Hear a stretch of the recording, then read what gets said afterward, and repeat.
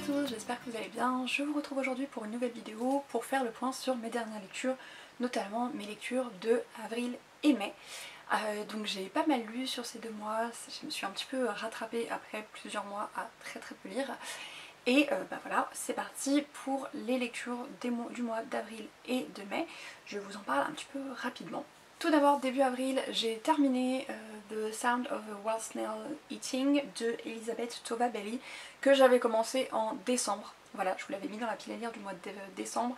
Je l'avais commencé à ce moment-là et je l'ai avancé très lentement alors qu'il fait à peine 215 pages à peu près, donc il est assez court. Mais j'ai vraiment pris mon temps dessus, je l'ai laissé de côté pendant un moment. Et puis quand je l'ai repris, je l'ai en fait fini d'un coup.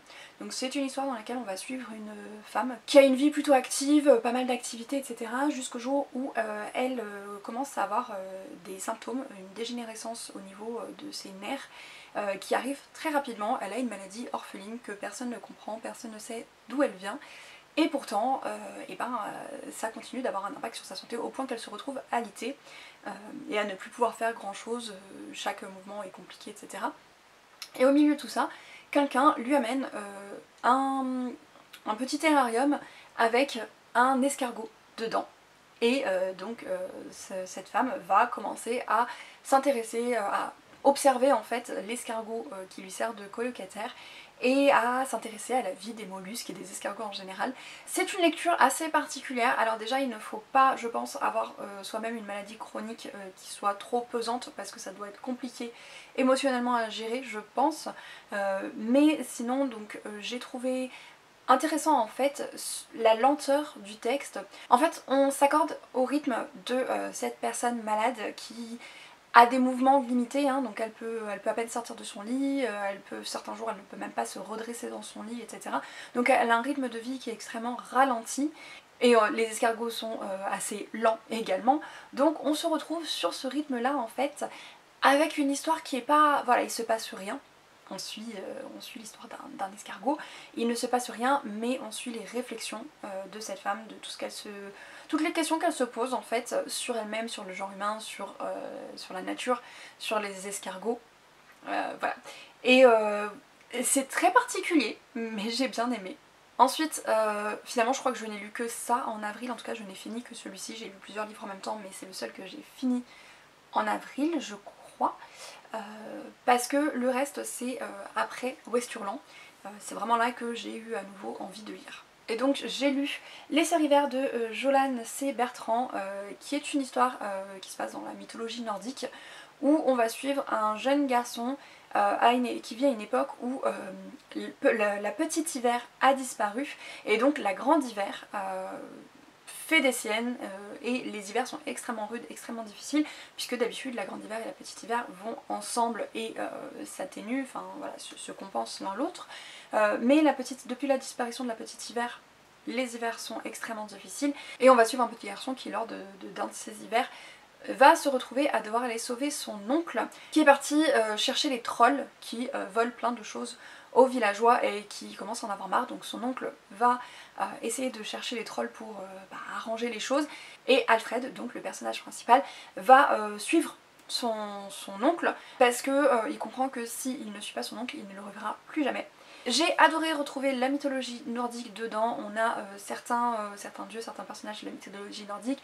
On a aussi tout ce qu'il y a autour de l'hiver, la mythologie autour des trolls également, et de certains dieux nordiques. Je ne vous en dirai pas trop pour ne pas vous spoiler, mais j'ai adoré cette histoire. Les personnages sont extrêmement attachants. C'est court, mais malgré ça on a le temps de s'attacher à Alfred et à sa famille, notamment à sa relation avec son oncle, qui quand il était plus jeune était en fait sa tante. Donc on a un personnage trans dans l'histoire. J'ai adoré la manière dont c'était amené et dont c'est traité. Ce n'est pas au corps de l'histoire, ça n'a quasiment aucun impact sur l'histoire elle-même, mais ça a un impact sur les relations entre Alfred et son oncle que j'ai beaucoup aimé, et j'ai été complètement prise dedans et j'ai beaucoup aimé. Si vous aimez la mythologie nordique, je vous invite à découvrir Les Sœurs Hiver. Ensuite j'ai voulu rester dans le thème de la mythologie nordique et j'ai lu Runborn de Ariel Holz, donc le premier tome s'appelle Tyr, et là on va suivre des personnages qui sont marqués par des runes, et chacune de ces runes représente un ancien dieu de la mythologie nordique. Et on va du coup apprendre l'histoire de la mythologie nordique, de Ragnarok et des conséquences de Ragnarok. à travers ces personnages et ce que eux-mêmes apprennent, puisque au début de l'histoire ils en savent pas beaucoup. Au début de l'histoire on rencontre Tyr, Elle et Bragi qui tous les trois portent chacun une rune, ce qui les met un petit peu à part au niveau de leur village, mais en font des amis assez proches. Et on rencontre aussi la Volva qui va petit à petit leur expliquer le sens de leur rune. Il y a beaucoup de choses qui se passent dans ce tome 1, c'est assez sombre et on va suivre plus ou moins en parallèle l'histoire de Ragnarok, comment on en arrive à Ragnarok, mais aussi du coup ce qu'il advient de ces trois personnages et des gens qu'ils vont rencontrer au fil de leur histoire. J'ai beaucoup aimé reconnaître certains éléments de la mythologie nordique que je connaissais déjà, notamment autour du personnage de Tyr que j'ai découvert il y a peu. La plume est très addictive, on est vraiment très vite, alors pas forcément très attaché aux personnages, mais on est très curieux et on a envie d'avancer avec eux et de savoir ce qui va leur arriver. Donc ça c'est quelque chose que j'ai beaucoup aimé et j'ai adoré retrouver la plume d'Ariel Holz qui est hyper prenante. Ensuite j'ai retrouvé la plume de Erika Boyer avec L'encre du passé tome 1. J'avais beaucoup aimé Promesse tenue, même si les deux tomes ne sont pas mes préférés de cette autrice, mais on y rencontrait les personnages des Lost Souls, dont Clément qui est dans ce tome, qui est un des personnages principaux de L'encre du passé, fait partie et j'ai adoré le retrouver. Je l'avais beaucoup aimé dans Promesse tenue, donc le peu qu'on en savait sur lui, je l'avais beaucoup aimé et donc le retrouver là dans sa propre histoire m'a beaucoup plu. C'est un personnage qui est extrêmement attachant, vraiment j'adore Clément. On va y suivre sa rencontre avec Seven et leur relation, qui est une relation un petit peu à distance, dans le sens où ils n'habitent pas du tout au même endroit, mais ils s'arrangent pour se retrouver régulièrement à travers la France. Et on les suit alors qu'ils tombent très amoureux l'un de l'autre, mais on comprend petit à petit qu'ils ont chacun leurs secrets qui vont venir mettre des obstacles dans leur relation. J'ai beaucoup aimé, vraiment j'ai été très émue par ces personnages, je me suis attachée aux deux alors que l'un d'entre eux a un secret qui pour moi est quelque chose que je ne pourrais pas pardonner, mais j'ai envie d'en savoir plus. Alors pour le moment là on n'a pas encore d'explication vraiment détaillée, on sait juste les grandes lignes, quelques éléments, mais on devine certaines autres choses, donc j'ai envie d'en savoir plus avant de vraiment le juger, mais pour le moment c'est un personnage que je trouve très attachant malgré cet acte impardonnable et du coup j'ai vraiment hâte de lire le tome 2, surtout que le tome 1 se termine sur un cliffhanger et j'ai vraiment besoin de connaître la suite. J'ai beaucoup aimé retrouver aussi d'autres personnages des Lost Souls, faire le lien avec certains événements qui se passent en parallèle de Promesse tenue. Vraiment ça a été une lecture, je l'ai dévoré, je l'ai lu en 2 jours alors qu'il fait qu'il fait plus de 400 pages. C'est comme toujours avec Erika Boyer, une excellente lecture, pleine d'émotions, vraiment il y a beaucoup d'émotions et elles ne sont pas forcément très légères dans ce livre-là. Ensuite j'ai lu Le futur au pluriel, réparer la science-fiction de Katie Stewart. Il me semble vous en avoir déjà un petit peu parlé ou alors j'en ai parlé dans un vlog qui n'est pas encore sorti. C'est possible parce que les vlogs sortent pas vraiment dans l'ordre, donc tant pis.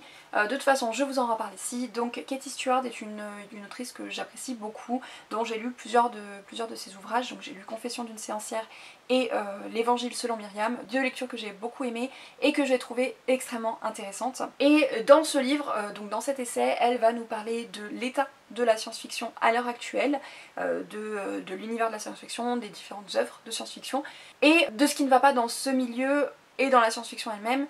Cette impression d'être bloquée en fait dans ce qui est accepté en science-fiction et de comment débloquer les choses, comment les faire avancer, comment apporter de la nouveauté et une certaine pluralité à cette science-fiction et voilà, comment relancer et réaccepter une science-fiction différente des science-fictions différentes. C'est hyper intéressant, il y a de nombreux sujets qui sont abordés dedans, j'ai beaucoup aimé, j'ai beaucoup appris.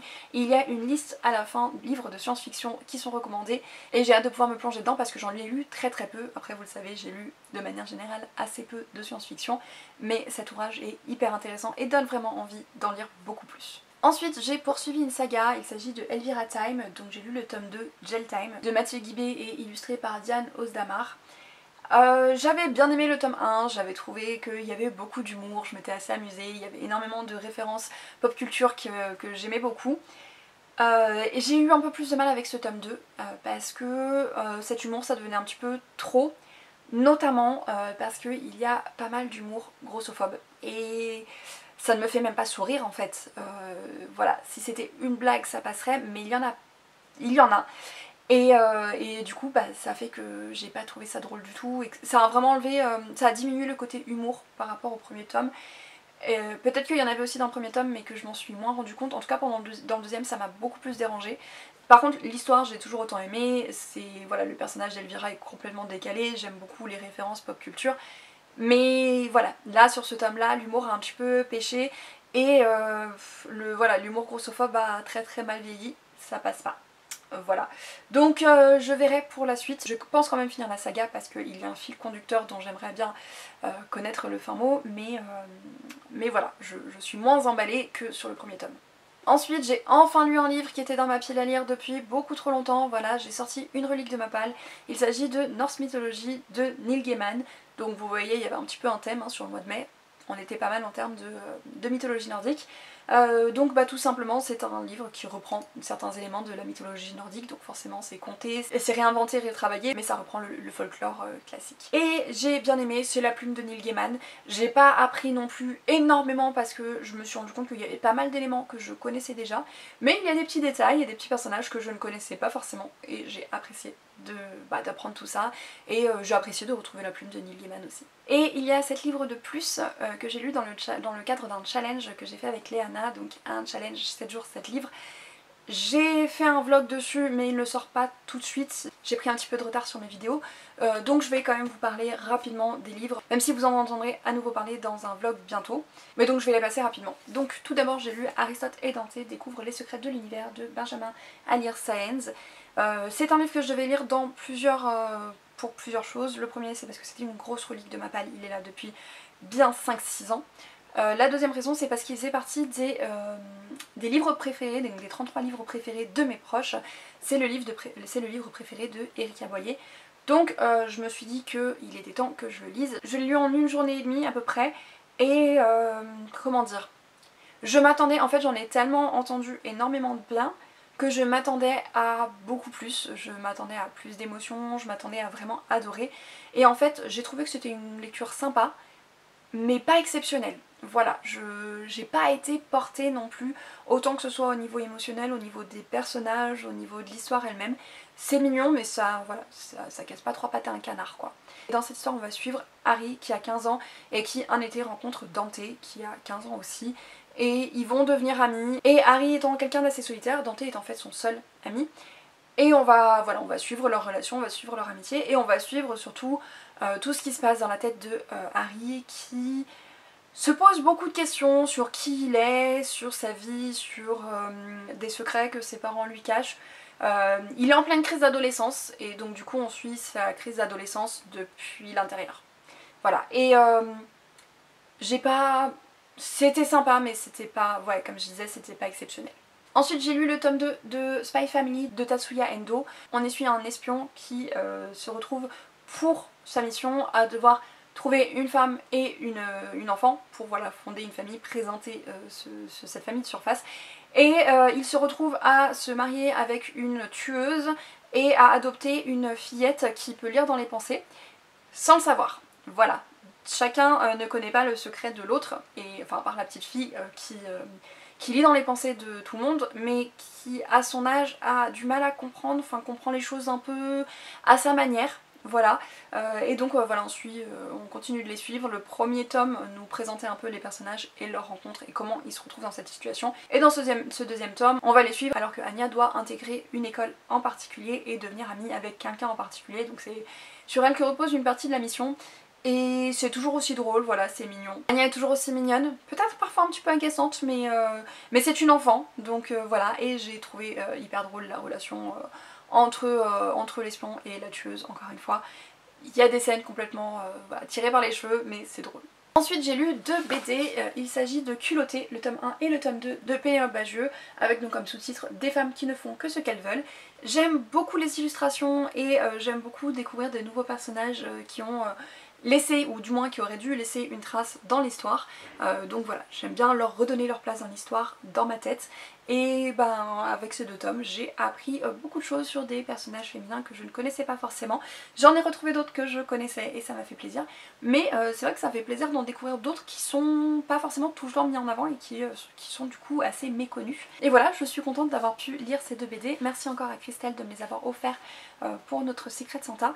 C'est un super beau cadeau. Donc voilà pour ces BD. BD, j'en ai pas grand chose de plus à dire, si ce n'est que si vous voulez apprendre des choses sur des femmes qui sont sorties des normes et qui ont décidé de ne pas faire ce qu'elles étaient censées faire en tant que femmes à leur époque, eh bien allez-y, c'est facile, c'est court, ça nous donne les éléments suffisants pour en savoir plus sur ces personnes-là et pour après aller se renseigner plus si on souhaite, ou juste bah, voilà, connaître ces éléments hyper intéressants de ces femmes. Ensuite on retrouve un nouveau livre de Erika Boyer, il s'agit de La théorie des cœurs brisés de Erika Boyer. C'est son dernier roman sorti à l'heure actuelle, je l'avais précommandé et je suis trop contente, je l'ai dévoré en une après-midi, j'étais à fond dedans. On va y suivre Alec et Jude qui sont tous les deux collègues, ils travaillent au Smiling Coffee ensemble. Et un jour Alec demande à Jude de faire semblant d'être son petit ami pour l'aider en fait à faire une rédaction sur le thème de pourquoi les relations qui ne fonctionnent pas se sont-elles finies. Et voilà, il a besoin d'expérimenter entre guillemets, de vivre la situation de couple pour pouvoir comprendre ça, et il demande à Jude du coup d'être en couple avec lui pour ça. Sauf que ce qu'il ne sait pas, c'est que Jude est gay et qu'il a un crush sur lui. Et Jude accepte parce qu'il ne veut pas que Alex s'attire des ennuis en allant demander à quelqu'un d'autre. Donc ils se retrouvent tous les deux à faire semblant d'être un couple et on se retrouve avec des situations beaucoup trop mignonnes. Les deux personnages sont vraiment adorables. On rencontre aussi les amis de Jude qui sont aussi hyper intéressants, très différents les uns des autres, et j'ai adoré la personnalité de chacun d'entre eux. J'aime les personnages de Erika Boyer, ils sont hauts en couleur et en même temps ils sonnent vrais. Donc voilà, c'est des personnages que j'aime beaucoup. Et Alec et Jude sont tous les deux vraiment adorables, en fait on a envie de leur faire des câlins. Et ils se retrouvaient dans des situations où j'ai vraiment beaucoup ri, parce que c'était à la fois mignon et embarrassant pour eux, et voilà, voilà. C'est beaucoup trop mignon, c'est une romance, et si vous avez envie de quelque chose qui ne soit pas prise de tête, et qui soit juste cute en fait, et foncez. Et si vous aimez aussi les mangas, et notamment les Boys Love, vous allez vous faire plaisir parce que Alec et sa sœur sont fans de Boys Love, et du coup il y a pas mal de références dedans et c'est super mignon. Ensuite j'ai lu L'héritage de Pierre Bottero, un guide dirigé par Tom Levesque sur les traces d'Ewilan. Celui-ci je l'ai acheté à l'Ouest Hurlant après avoir rencontré Florie Morin, enfin après avoir assisté à une table ronde sur laquelle elle était, et j'ai pu discuter un petit peu avec elle quand j'ai pris le livre. Il y a plusieurs de ces articles dedans, mais il y a des articles d'autres personnes également. Globalement c'est un hommage à Pierre Bottero que j'ai beaucoup aimé parce que finalement moi quand j'ai lu les Ewilan, toute la saga, je ne savais rien de Pierre Bottero, et c'est une époque où quand je lisais un livre je ne m'intéressais absolument pas à l'auteur ou à l'autrice, et donc ça fait quelque chose d'apprendre à découvrir l'auteur après sa mort, bien après avoir lu sa saga aussi. Ça m'a donné envie de tout relire, plus de lire les autres livres de Pierre Bottero que je n'ai pas encore lus. Et j'ai beaucoup aimé tout ce qui est traité, donc il y a une partie notamment que j'ai trouvée intéressante sur les femmes, la place des femmes dans les livres de Pierre Bottero, la place des personnages racisés également. C'est traité de manière très intéressante, sans vouloir faire passer Pierre Bottero pour un homme parfait. Donc j'ai bien aimé ce point de vue où voilà, on reste réaliste sur qui il était, sur ce qui est présent en fait dans son œuvre et ce qui est représenté, et j'ai trouvé ça super intéressant. Il y a juste une partie à la fin qui m'a paru longue, c'est toute la partie sur les fans, justement sur les lecteurs, les témoignages de lecteurs de Pierre Bottero, que j'ai trouvé un peu redondant parce que la plupart étaient déjà cités un peu plus tôt par-ci par-là dans l'œuvre, donc la fin était assez redondante. Et puis surtout vraiment le focus sur les lecteurs était un peu trop, une partie un peu trop importante pour moi, puisque c'était vraiment pas ce qui m'intéressait. Mais bon, ça c'est du goût personnel, donc n'hésitez pas si vous êtes des fans de Pierre Bottero ou que ça vous intéresse à lire ce livre. Et enfin, dernière lecture du mois, j'ai lu La Vallée Arc-en-Ciel, donc c'est le tome 7 il me semble, de Anne de Green Gables, de Lucy Maud Montgomery. Donc c'est une saga que j'adore, mais dont j'ai préféré les premiers tomes à la suite, puisque au bout d'un moment on est un peu trop axé sur les enfants de Anne, et du coup j'avais un petit peu perdu mon intérêt. Mais dans ce tome, on est à nouveau, on n'est pas du tout, genre on croise à peine Anne, enfin on sait qu'elle est là, parce que c'est la mère, donc elle est présente en fond, mais elle a pas un... Elle est plus prépondérante, c'est plus son histoire à elle, on est vraiment sur l'histoire de ses enfants, et les enfants du presbytère aussi, donc On change vraiment de point de vue, en fait le focus est complètement différent, mais c'est beaucoup plus clair, beaucoup plus assumé, qu'on n'est plus sur un focus sur Anne et Gilbert, mais sur vraiment que les enfants, que la génération suivante. Et finalement ça m'a réconciliée avec la saga, et j'ai retrouvé un petit peu de l'entrain que j'avais sur les premiers tomes. Alors peut-être pas au même point que les premiers parce que c'était la découverte et c'est autre chose, mais j'ai retrouvé mon entrain pour cette saga, et là bah du coup j'ai hâte de lire le dernier tome. Je vais pas trop vous en dire parce que comme c'est un tome 7, bah je vais pas vous spoiler. Et voilà pour le bilan des mois d'avril et de mai. Je pense que par la suite j'essaierai de vous faire à nouveau par mois, parce que là je trouve que ça fait beaucoup de livres d'un coup, surtout que je vous en ai pas forcément parlé entre les deux, donc voilà. Ça fait beaucoup, j'espère que ça vous a intéressé quand même, que ça faisait pas trop.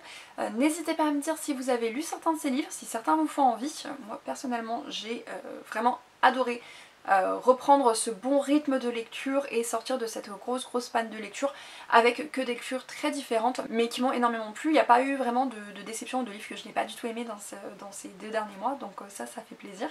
Donc on se retrouve en commentaire, vous me dites ce que vous avez lu, si vous avez lu certains de ces livres. N'hésitez pas à liker la vidéo et à vous abonner si ce type de contenu vous plaît. Sur ce, je vous souhaite à tous de très bonnes lectures et je vous dis à très bientôt.